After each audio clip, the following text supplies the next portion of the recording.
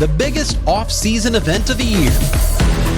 The state of Wisconsin is really going to come to life. In the National Football League's smallest city. The smallest NFL city, but we've got the biggest heart. The 2025 NFL Draft is about to kick off in Green Bay. This is something I don't think a lot of people thought could ever happen. This week on Open Record, People here don't care if they have to drive 90 miles. the statewide impact The draft may be in Green Bay, but that doesn't mean we're not going to be partying here in Milwaukee. of Draft Weekend in Titletown.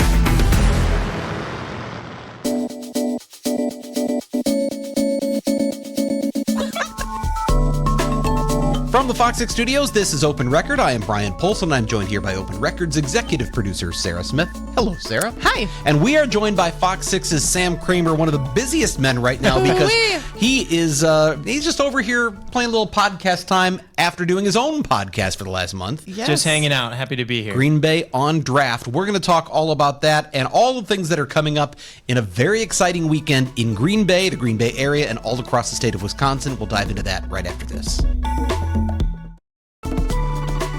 And we are back on Open Record. We are recording this on Wednesday, April 23rd. It's going to be released first on April 24th, which is day one of the NFL Draft. And it still seems a little crazy to me that we're picking teams. These are just they're just a bunch of NFL owners picking teams, right? And you think back to your backyard when you were a kid and, playing wiffle ball or football or whatever it was, and you line up and you go, I'll take him, I won't take him, and you hope you don't get picked last. You just pray you're not picked right? last, yeah. They've turned this into a television event and actually a monstrous event for Green Bay. You've been covering this for weeks now, Sam. What have you learned about this whole event? Oh boy, how much time do we have? I was going to say. It's a really broad question. Yeah. It is just so it's amazing how calculated everything is with the NFL, and I've heard that before, but to see it up close now, I kind of understand. They only started building the stage within about a month or so, and you see it rise. You see all the worker bees essentially just kind of making this happen, and it just speaks to the level of preparation, organization, and I think power that they have. And just looking at the draft as a whole, especially the evolution, I think that's the big word that comes to mind is evolution. This is, like you said, it's a necessary off-season mechanic at its core. It's paperwork. But for it to balloon into this nationally televised event that people will travel to go to see and be a part of speaks to the power of the NFL in American culture and just the desire to be part or kind of be in the room, so to speak, where it happens. I think that was one of the most fascinating things as you started bringing story ideas to, just our planning events and the strategy of it all, that, you didn't come with it like, well, let's talk X's and O's. You were going beyond it. And it's the business, it's the economic impact, it's the fan experience. And that's all those things that have now become such a huge event that it isn't just about, a big part of it obviously is about the players getting picked and going into the pros, but it's also about all the other stuff that builds it up so that even if you're not a super football fan, you can be a part of it. And we come at it at a unique time, almost a perfect time, and that looking back at Detroit was such a huge success, not just from like the sporting football perspective, but it's a way for Detroit to kind of reintroduce itself to the world in a very big audience to say, hey, this is what we're about. See how delightful it is. It can be, I guess I should say, in spring and April, come see what we're about. Come see this downtown that maybe you have an idea of, but actually isn't the way that you think it is. And just to see that unity, there's a different sense of community that comes together when you bring all 32 teams together. It's not two teams, one versus one, and you have this natural opposition. It's there's this eternal sense of optimism in the offseason that, hey, if your team picks a quarterback, my gosh, you're going to the Super Bowl. Yeah. And sometimes it works that way, sometimes it doesn't. But the point being, everyone feels that during this week. You said it earlier that the NFL has this power, and I think from a marketing perspective, the tremendous success the NFL has had in taking what you said is an administrative off-season task. Let's assign players to teams or have teams pick players. And they've made it something that people will travel miles around to go and just be a part of. You could watch it on TV. Yeah. Not only did they first make it a televised event, now it travels. Yeah. And you can go places like Green Bay to be a part of this big experience. I happened to be a couple of years ago in Las Vegas. My stepson's 21st birthday. He wanted to go to Vegas. We were there. We stayed at Paris, which is across the street from the Bellagio. And we watched them building the stage, and the amount of just time and effort and manpower that was put into just building a stage to pick players for a team is remarkable. And it is amazing, again, just the evolution. You talk about in the 80s, when ESPN comes along and says, hey, let's put this on TV. I think that there was maybe some skepticism of, is this going to work? And you look at it now and you think, how was this ever not on TV? It is just so captivating, from the predictions to the live reactions from the Jets and Bills fans that are going to boo everything that happens no matter what. There's just this natural sense of drama. Actually, talking to Mark Murphy, he said it's reality TV, and it is. And it's rags to riches. You get to watch players who've, in many cases, come from tough backgrounds, tough neighborhoods, or maybe didn't come from prominent places, that are about to have their fortunes made. And so you're seeing that. You're watching a kid who's still a kid, but is about to be a superstar, or could be a superstar. And this is where it all begins. It's kind of like getting to see that origin story over and over again. And then you become maybe a fan of that player and follow them through their career. And whether it's short-lived or very long, that's something that you'll always be like, oh, I remember when they were drafted because I was maybe in Green Bay, or I was in Vegas, or I was in Detroit. I think the other thing is that it gives you that, you pull the curtain back. And so there's so much of pro sports, I think, that just general population doesn't know. And so to have the backstories, to be involved in it, you kind of see it more from a different angle than just going, oh, there's just a bunch of coaches and GMs and guys picking teams. And there's an incredibly human element to this on both sides, in that, the players, they maybe have an idea of where they're going to go, but really it's a job interview, and you're trying your best to impress at the NFL Combine. You then have your pro day at your school. You're trying to do your best there. You have these interview visits with teams, and we talked to Mason Crosby in one of the episodes, and as a kicker, it's a little bit interesting. You're not going to be one of the top players in the draft, so you kind of have to be patient. He didn't even remember this. I brought this up to him. He went golfing on day 2 to just kind of distract himself. And it was one of the best rounds he ever shot. And he wished he had done it on day 3 as well. That's when he was actually picked, and had friends sleeping over at his house. And it was his brother who was perhaps more excited than he was. He ran upstairs, grabbed his cheese head, came running back downstairs. Oh, that's awesome. Just with elation to be picked with the Packers. And that's part of what goes to it, right? It's a win for you to get a job. It's a win for you to get a salary and a healthy signing bonus, depending on where you're going. But it's a win for your family, and then it's a payoff of all the years, all the practices, all the games that they've gone to and taken you to. I think one of the things about the NFL draft, and just the NFL's structure because of the salary cap, it is set up in a way to create parity. Every team thinks, even if we were last place last year, the right pick in the draft could get us over the top. We could pick that number 1. Look at the Chicago Bears last year. Pick number 1, pick the quarterback who they think is their franchise future, who may turn their fortunes around. Of course, the Chicago Bears have thought that many times before. We hope that they're wrong again. But that's what this does. The way it is structured is the worst team picks first, the best team picks last. And so it is created in a way to improve the amount of competition and give everyone a chance. Right now, I know that's the opposite in Major League Baseball, where you've got the market size differences, the spending differences, and you go, if you're not the Mets or the Dodgers or the Yankees, what chance do we stand? And obviously that's something that we know that the Milwaukee Brewers fight against all the time. And it's what's so fascinating to me, at least, is that the idea or the necessity behind the draft is still really driving the way that it is now. The commissioner at that time was kind of tied closely to the Philadelphia Eagles. The Philadelphia Eagles weren't doing so well, and he said, boy, there's got to be something that we can do to level the playing field here. And that's how they did it. They came up with the draft reverse order of the standings, and still, how many ever decades later, that is the process that continues to fill these rosters and bring about what should be parity. And I think in a lot of ways it is parity. Like you mentioned, you look at Major League Baseball, it's the Wild Wild West. I'm going to ask you, put you on the spot, Sarah. I don't know. Are you planning, well, maybe work wouldn't allow you, just because you have so much going on, but are you planning to go to Green Bay? No. No. And I wonder this is the question, and I'm going to ask you because you've been studying this for weeks now. For someone who's maybe a more casual fan, isn't like, I just got to be there for this, or even if I care enough about the draft, I can watch it on TV. What is going to be awaiting you in Green Bay? What's there to go to? I mean, first of all, it's free, right? You don't have to buy a ticket. Correct. It's a free event. You just have to register through their app, the NFL One Pass app, and that gives them crowd metrics. And that's how, when you look at Detroit last year, that's how they were able to determine that they hit full capacity. I compare this best to Summerfest for the football fan. There's a big footprint. You have to get inside. There's food vendors. There's drink vendors. There's a big stage. It's like being at the Miller Lite Oasis stage. It's free. You're probably going to be back a ways so that you can see the screens and such, and you can hear and see everything and be part of it. But it is a festival that celebrates the best things of the NFL: competition, integrity and character and that sort of thing.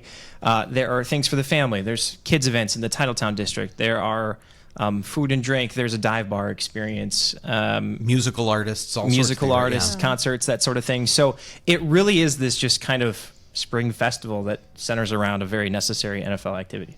Well, there's so much going on with that, but then I want to ask you this, because the last question is challenges. Doing this in such a small market has certainly presented challenges. What have you learned about that?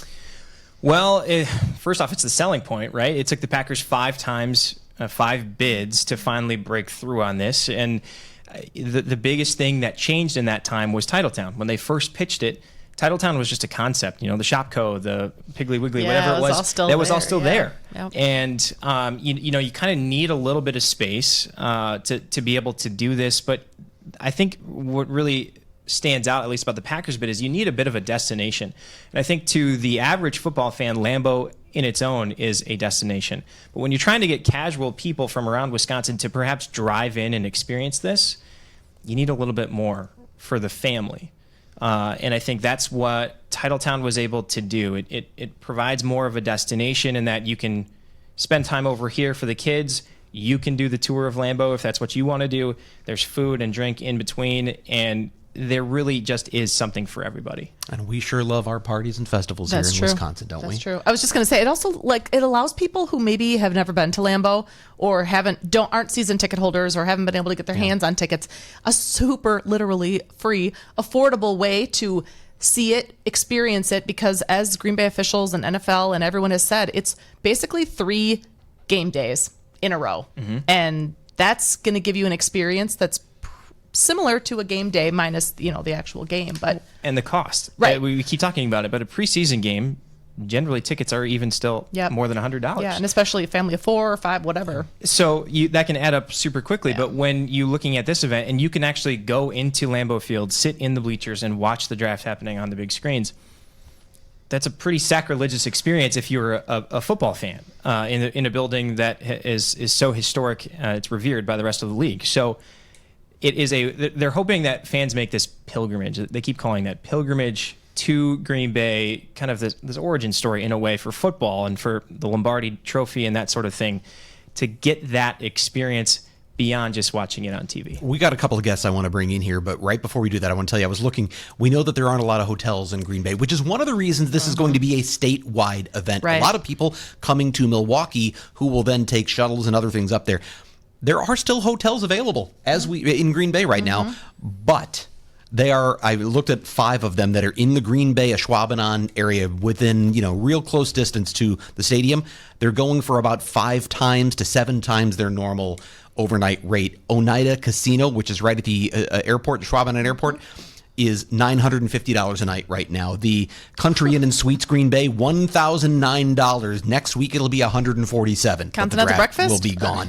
You can even go to the Village Inn, just a little small 2-star motel, $274. Dang. Next week it'll be $75. So obviously it's expensive, but if you want to do it more affordably, this whole idea of doing it from somewhere else. Yeah, we talked about the cost. So you maybe not spend it on tickets, but you will spend it on the hotel. That's why a lot of people, homeowners, and we talked to some that wanted to rent their homes, they converted them into short-term rentals. They got this permit from Brown County for $100, hoping that they were going to get some activity. And I think some people did, but there was a necessary market correction that some people posted some of these mega home Airbnbs took a big swing. for tens of thousands of dollars, thinking that you might see a Super Bowl crowd. That's not what this is. It's still corporate, but not nearly as corporate and expensive just a money-driven event as the Super Bowl is looking at the NFL draft. I do want to get to our guests. So, Sam, thank you. We know you've got a lot of work to do in Green Bay over the next few days. We are going to take a break. When we come back, we're going to talk to Claire Koenig of Visit Milwaukee. We'll be back with her right after this. And welcome back to Open Record. We are joined in studio by Claire Koenig, Vice President of Communications and Advocacy for Visit Milwaukee. Claire, thanks for coming to Fox 6. Thanks for having me. This is a really exciting time. We also are going to be joined right now via Zoom by Mark Cass, who is with Team Lammy, and you guys are involved in a partnership right now. Tell us, Mark, first of all, thanks for coming to the podcast. I know you're busy because the draft is getting underway, and it is tomorrow as we record on Wednesday. A lot happening up there, but tell us a little bit about this partnership with Visit Milwaukee.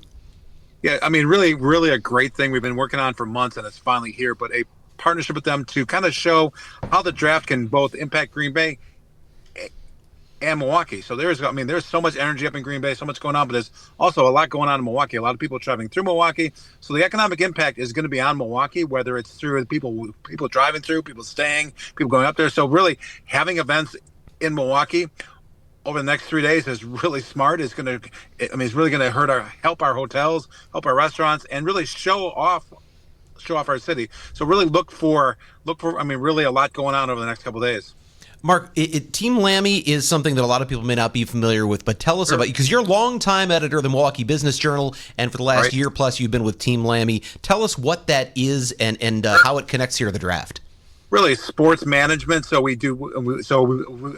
for us, we work with players, we work with alumni, and then we really work on events. So, for this case, we're crazy because a lot of the alumni of the Packers are coming back for this event. They're bringing them in to really kind of spread the goodwill of the team. So we're working on that. 25 years in kind of the business. I've been around for a year, kind of working on this. But so excitement. I have in all my years, both in journalism and now obviously this is going to be a pretty cool thing to be part of and see. It's kind of like the RNC last year in Milwaukee. This is going to be kind of the RNC on steroids, because it's going to be just a lot of things happening, a lot of high profile things happening up in Green Bay and throughout the region. So, Claire, tell me about this partnership. How did this come about, and why did Visit Milwaukee team up with Team Lammy? We've known Team Lammy's reputation for a long time as amazing athlete, marketing, management types, and I think just have been impressed from their work. I'm sure we got familiar with them, of course, with their Donald Driver work. He was a longtime ambassador for for Travel Wisconsin, the State Department of Tourism. So we knew they were familiar with tourism marketing too, and we also knew at the onset of this year that we had to do something to capitalize on the draft. Obviously, the draft is not in our community, but we knew because of Green Bay's limited hospitality community, just due to the size of their city, that Milwaukee would see some impact. We have the major airport, and we're also on the way for all of northern Illinois and the Chicago burbs. So we knew we had to capitalize, and we knew Team Lammy would be excellent partners in doing that, since they do have such familiarity. Sorry, headphones falling off. And that's how it began. So we've just been working with them, again, to create programming that keeps people here longer. We aren't at all trying to, with these events, trying to overlap with the draft. We are very intentionally not at all overlapping with when the draft will be airing on TV. But giving people reasons to extend their trip a little bit, maybe come in a little early, stay a little later, that means more money for us. So, Mark, you, as I mentioned, 20 years plus years at the Business Journal, and now doing this. Now, first of all, the name Team Lammy, Bryan Lammy founded this, right? He's sports agent, but not the sports agent you think of like the Scott Boras who's representing someone in a negotiation to get their, million or $1 billion contract. It was more sports marketing, if I understand it correctly. And Donald Driver was his first client. Is that right? Yeah, he and Brad Johnson, who was obviously a longtime NFL quarterback. Those were some of his first clients. Worked with them for years, kind of managing them and getting involved. And you think about Driver, and everyone talks about, in terms of, he's been out of the NFL now about 12 years, but yet he still is as well known and active in the Milwaukee area as he was as a player. Probably, I mean, I would say probably more so. So, working with athletes like this, we now work with Mason Crosby, who just retired from the NFL. We work with Jordy Nelson, with Nick Collins, just a long list of ex-players who are still very active in the community, who want to be involved in Milwaukee, well known. And the lines for these guys, they're just so well known still and so well liked. Well, and one of the things, and the three names that you just listed are playing a big role Saturday in a show called Inside the Huddle Live. And, Fox 6 is helping with some of that. Can you talk a little bit about what people are going to experience if they get tickets to this Inside the Huddle? Yeah, really, a chance to see these guys live, but also to hear their thoughts on the draft.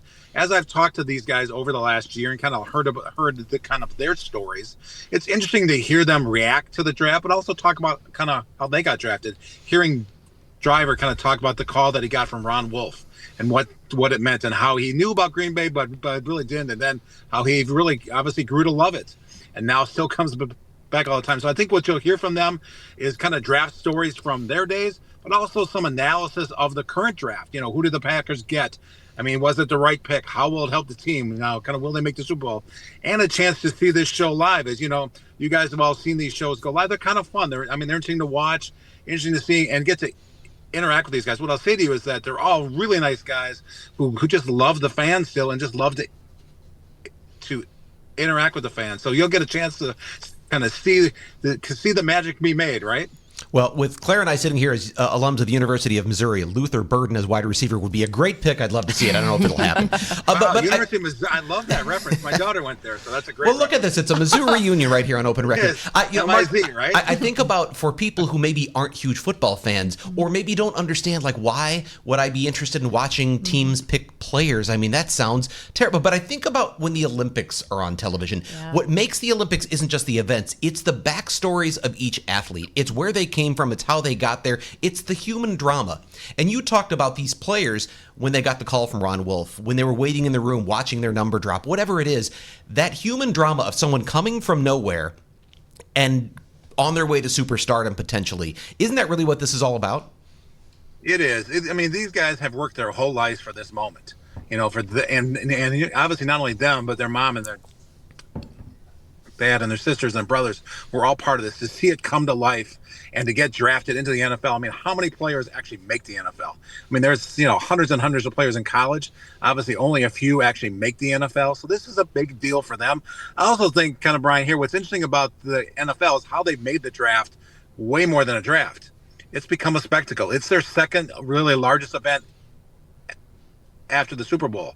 So it's going to go on for 3 days, but up in Green Bay, there's the whole draft experience. There's all the events that are going on. I'm going to one kind of tonight on food. There's all kinds of events for sponsors around the stadium. There's kind of activations. It's become a 3-day party in Green Bay. Well, I also think about the location. While Green Bay is the smallest market in the NFL, everyone, I think, universally views that as hallowed football ground. Yep. Mm-hmm. And now you have this massive event, the second biggest event of the year for the NFL, coming to this hallowed place. I imagine for some of those players, there's something really special about being in Green Bay, potentially being drafted right outside Lambeau Field. There's no doubt about that. The chance to be at Lambeau. You hear NFL players bring up all the time, kind of no matter what. If they're on Miami or they're on Oakland or other teams, they talk about how cool it is to come to actually play at Lambeau. But now to be drafted at Lambeau, to walk across the stage at Lambeau, to say you were drafted the one time that the draft was actually held in Green Bay, I think is going to be a very cool thing. And I think is kind of part of this. I give the NFL credit for obviously having this here. They've had it in obviously very large markets, whether it's in Las Vegas or kind of really large cities. This is the first smaller city, but yet they're all in, and there's events and players coming from all teams, and just really to make this a huge event. I know you've got to get going because you have things to do. What are you going to be doing over the next few days yourself? What's your role in Green Bay? You name it. We have 26 events actually over the next 3 days. And I'm currently I'm at a Lowe's with who's a big sponsor of the NFL, with Mason Crosby. He'll be doing autographs and kind of interacting with the fans. We'll be going to a a food event later, which will have a number of the Milwaukee restaurants at them through a supper club theme. We have events throughout the weekend with sponsors of the NFL, with our players. It's just one thing after another. It's going to be fun. It is. For us, again, I don't think they'll ever have a Super Bowl in Green Bay, so this will be the closest thing to it. But I think everybody should just enjoy it because it's great to have this international spotlight on us. But I also would say, really, as Claire said, economic impact here of almost $100 million. That's crucial to these restaurants and all these firms throughout the state. I was thinking about the players you mentioned: Jordy Nelson, Mason Crosby, Donald Driver. If I think about Packers, those are three of the most likable Green Bay Packers of all time, and you represent all three of them. I'm wondering, is that a coincidence or is that marketing? Because they're great I think guys. It's a little bit of both. We actually have that as a requirement. We have that as a requirement. You got to be nice to work with. No, Yeah. I'm kidding. No. They're all wonderful guys. They're all important guys. They all understand. The one thing I'll always remember about working with Driver, because I've known him for a long time, worked with him really closely over the past year.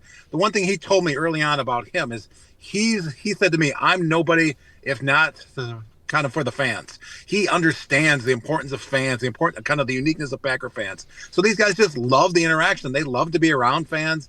I see crazy things all the time. I've been at the airport with him where he gets stopped. I've been out with him at restaurants where he gets stopped. People still love these guys a lot. And I think a big part of it is they all understand Green Bay is so unique and has been great to them throughout the years. I feel like that's every Packer player, in my opinion, that has come through where it's just something so special about Packers fans, that whole Green Bay atmosphere, the area, whether it's game day or like you said, because these guys all live in the area too, and so they're going to the grocery store. They need food too. So it's just kind of a cool interaction to see. And now that they're all coming back and kind of reliving all these memories, it's definitely going to be fun to see it play out.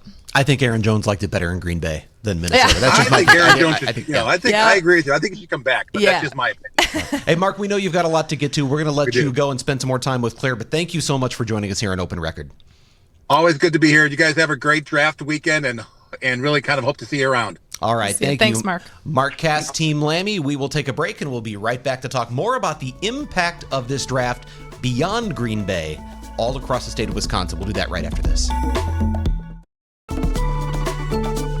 We are back on Open Record, and once again, we are here with Claire Koenig of Visit Milwaukee. We talk about the impact on Green Bay, and it's obviously huge because I think, what do they say, expecting 250,000 people over 3 days in a community or a metro area of roughly 300,000 people. So that's huge. Because of that, there are only so many hotel rooms. There are only so many places to park and so on. So what really is realistically the impact we're expecting to see here in Milwaukee, and are you already seeing it?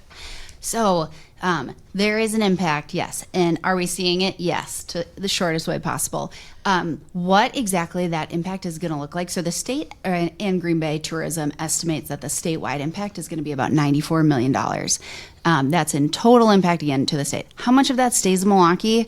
We won't totally know until after. What we do know today is that hotels for this weekend have been filling nicely, especially over the last month. At Friday night, we're at, I want to say, 58%. Saturday night, we're at 60%. That's solid. With the Bucks now having a home game on Friday against a Drive Market team. Yes. That'll tick up a little bit. For each of those home playoff games alone, we estimate the impact of those is about $3 million. Again, and if the team is from closer, it goes up a little bit. Because they can drive here. Because more fans figure, we'll just hop in the car and drive 4 hours. I was going to say, it's less than around 5, the lake. Yeah. So that will help hotels. Again, where we wanted to partner with Lammy to create this programming was to just give people more reasons to extend it a little bit. Now, one of the complicating factors with this event is that it's a free event. So that is very hard to create estimates around because people could decide tomorrow that they want to drive up for the Fan Fest and then stay over, and they just figure we'll kind of wing it. And maybe they're driving home. Maybe they're not staying overnight. So it's there can be a lot of last minute decisions when you're not purchasing a ticket. Yes, you got to register through the OnePass app, but again, makes it hard to come up with like pre-event estimates. We will know the hotel impact about 10 days from now, but we are very happy with the numbers that we're seeing this weekend. We are not yet in peak leisure travel season, right? That as we get closer to summer, that's when it really ramps up. It's when kids are out of school.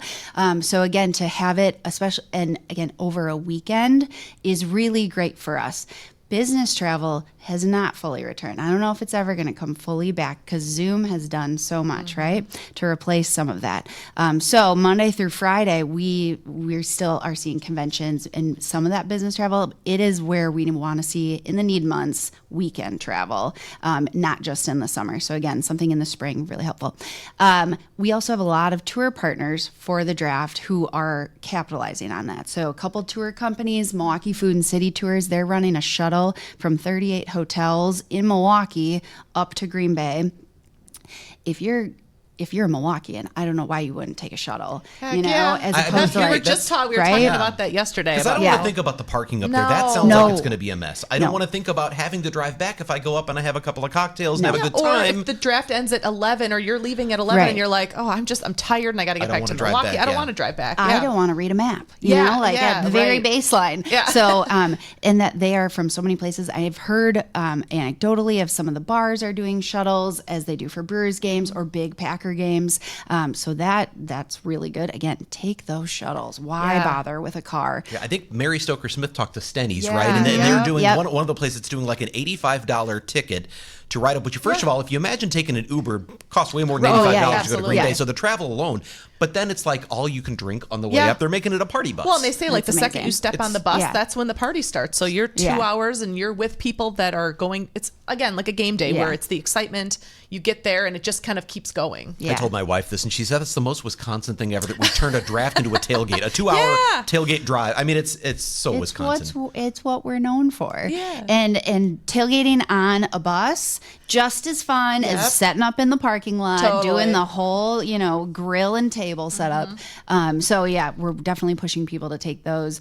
City Tours MKE is doing a cool like football history tour. Again, so if you're coming in from Iowa, let's say, and maybe you have heard that the 1939 NFL draft took place in Milwaukee, you get to, that's part of the tour. The Journey House Field is part of the tour. That's the former Packers practice field, right? That's now in Mitchell Park in Milwaukee. So there's definitely some really cool ways Milwaukee plays a role in football history. Of course, they played at County Stadium. That's all part of it.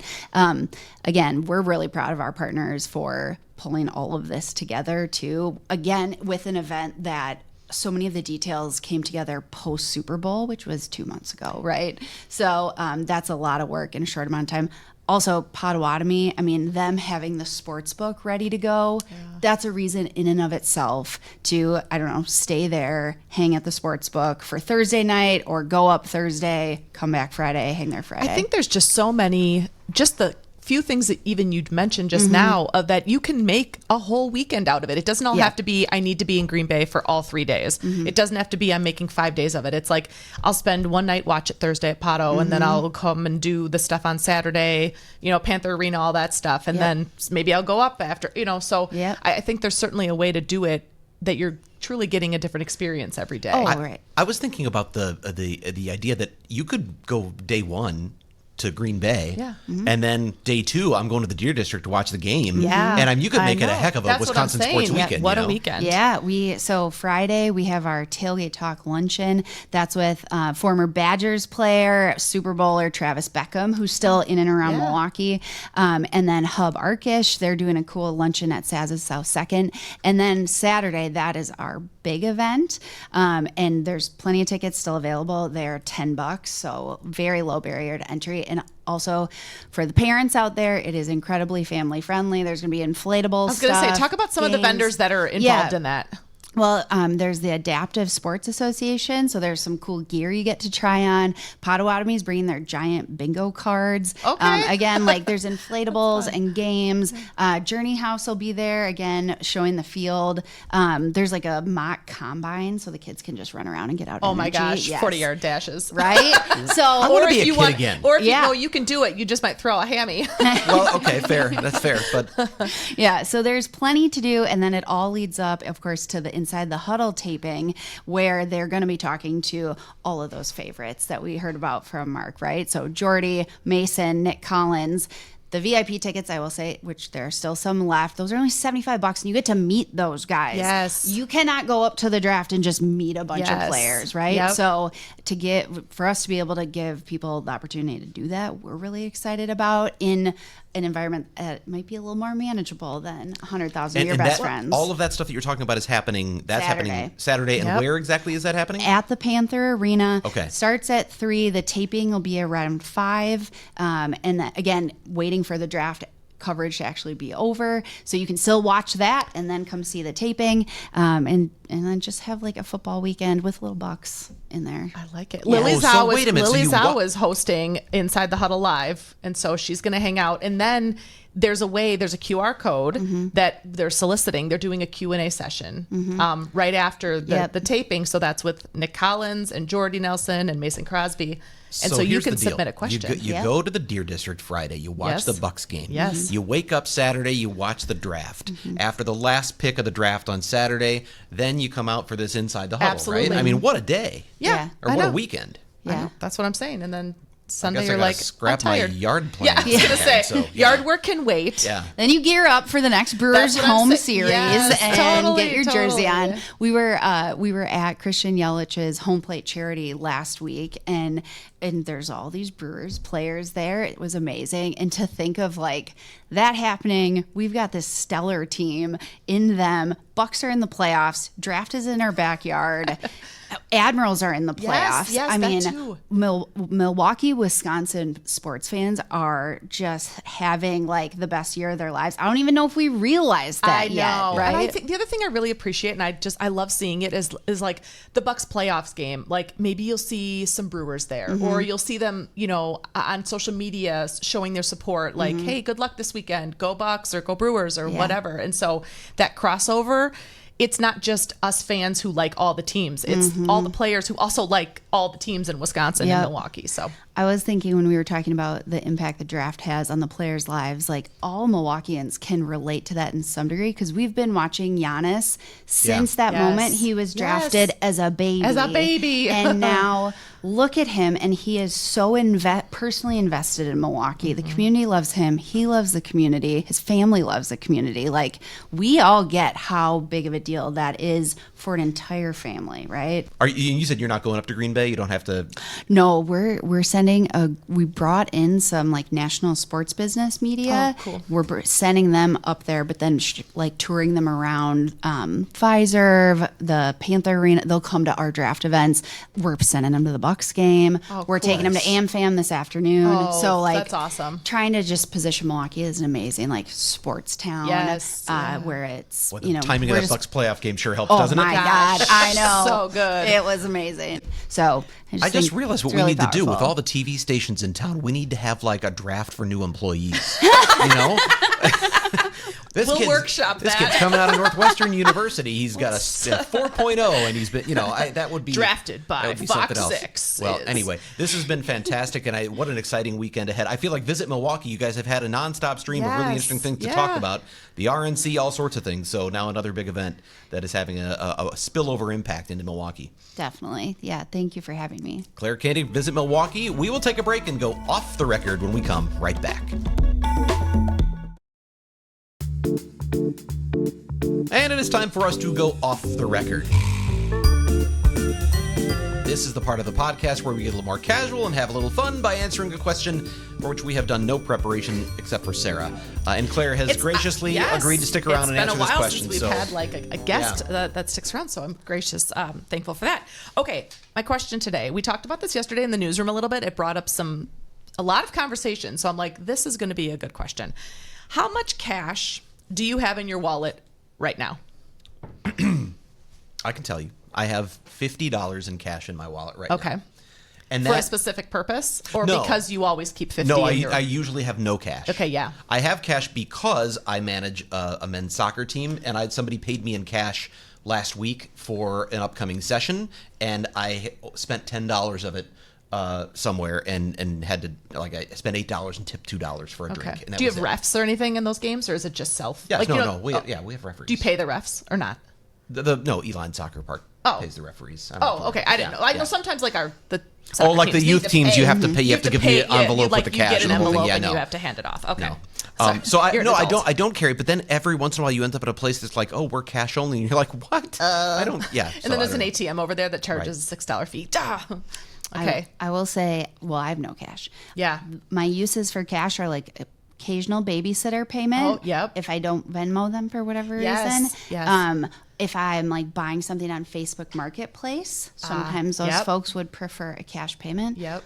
Other than that, Like it's a special trip to the ATM, right? yes. I feel like it's sometimes I get nervous that the business like is one of those no cash places, yes. and I'm like, I've got this stuff. Yeah. Do you take it? Yeah. You know, Yeah, like totally. I totally feel like that. Like, does anyone even have cash drawers anymore? Right. I don't Yeah. know. So yeah, not a big cash carrier. Or I Seems even- safer though. Well, yeah, right. Or there's like no, you don't have to worry about, like, I know we've done a lot of, Jenna Sachs has talked a lot about the peer-to-peer payment apps. And so I know there's some people that are like, I don't like to use those. Like, there were some people in the newsroom who were like, oh, my significant other doesn't do any electronic banking, and so I'll give you cash or I whatever. love So- the electronic banking for when you have a group that goes out to yeah. dinner and you've got to figure out the bill. Oh, yeah. Oh, my gosh. Someone pay the thing and let's all work it That's out with what- Venmo. yes. Yeah. But I wonder if you guys are like this. I have mine set to private. So you that don't see only what everyone's... yeah. No, I see everybody else's No, I still. know, that's what I'm saying. And I think to myself, it feels voyeuristic to No, know I that somebody kinda who like it. is in my phone contacts who at one time I might have spent a little bit of time with as a friend or an acquaintance, that I know that they just paid so and so for a pizza? babysitter Oh. and pizza. It just seems a little, I don't know. Yeah. Yeah. I don't love seeing that at all. Well, now So I do you wanna have, see- do you ever now I'm do you ever put looking. false things that false Yes, reasons all the Yeah, time. Yes. Yeah, okay. Just emoji Yeah. salad is what I typically do. Or I'll do something like drugs. I'm Yeah. not I really know. buying- I'm not really I buying actually drugs. I Oh, put Hitman once, and then I got worried. What if I'm going to get a visit from That's what somebody? I'm saying, right? Well, here, some people. These are other exchanges: car seat, Minecraft shirts, baseball. Well, this was probably the basketball, like the NCAA. Oh, sure, yeah, Stuff. right, yeah. I think I did use the memo. Trashed brackets. When I Oh, paid for yeah. mine. Yeah. So anyway, but yes, that's always funny. What about writing a check? Have you guys written a No. check? Sadly, I do have to send one in every month just Okay. for my kids' after school payment. Ah, That is yes. still their method. Yeah. So that's it. But I will tell you, I'm using the same group of checks that I've had since 2012. The box of yeah, that's amazing. 2012. I'm finally getting low on mine, and I'm like, how do you get more? I forget. Like, do you have to order? How Yeah, do you you do. do that? But I two things. I have a vet who does house calls, so he Oh, takes that's checks, cool. and then Yes. our garbage collection service is real old school. Ozaki garbage. They're totally old school, so they send paper bills. You send in a check. Those are the only two things I use checks for. My stepson, though, who is 24 years old, just had we had a car totaled by a branch that fell down and crashed on his car. So he went and got a new car, and he had a little extra cash to pay off the extra because he wanted a little nicer car. So we went to go pick it up, and he had to pay the extra in cash. And they said, well, I said, should we get a cashier's check? And the dealer said, just bring a checkbook. So he brought his checkbook, and he was writing out check number 1003, which is the third check. He'd written two in his life. Yeah. And he was like, so what do I do here? What and goes we on had this line? We had to walk through how to, and one's 19 over 100. And then you and start the to like, whole thing, how do I spell 80? Like, Yeah, and then do the little line at the end so no one can fill it in. Why do you do that? Never mind, just do it because I said so. because that's what they taught me. What in does home memo economics. mean? Never mind, I don't don't worry know. about Just that, right. Also write something inappropriate there too. Yeah. All right. Sometimes I'll go to the ATM and I'm like, what is my PIN number? Because I have to try to remember that too. But usually it's so far in So between. did you have cash? Every once in a while, I'll just take like $60 maybe just to have some, because half the time it's like going to kids sporting events and then it's like the concession stand or admission. Yeah, okay. It's like Yeah. $2, and so okay. Yeah. But I mean, normally I look in there and I'm like, oh, But now that my kids have like piggy banks that are substantial, I can go and be like, okay, girlfriend, I'm taking $5 out of here. I'll pay you back. I'll put the IOU Mom's in there. good for it. That's so funny you say that because my other stepson has kind of a stash, a little bank. Yeah. And so my wife calls it the Bank of Nolan.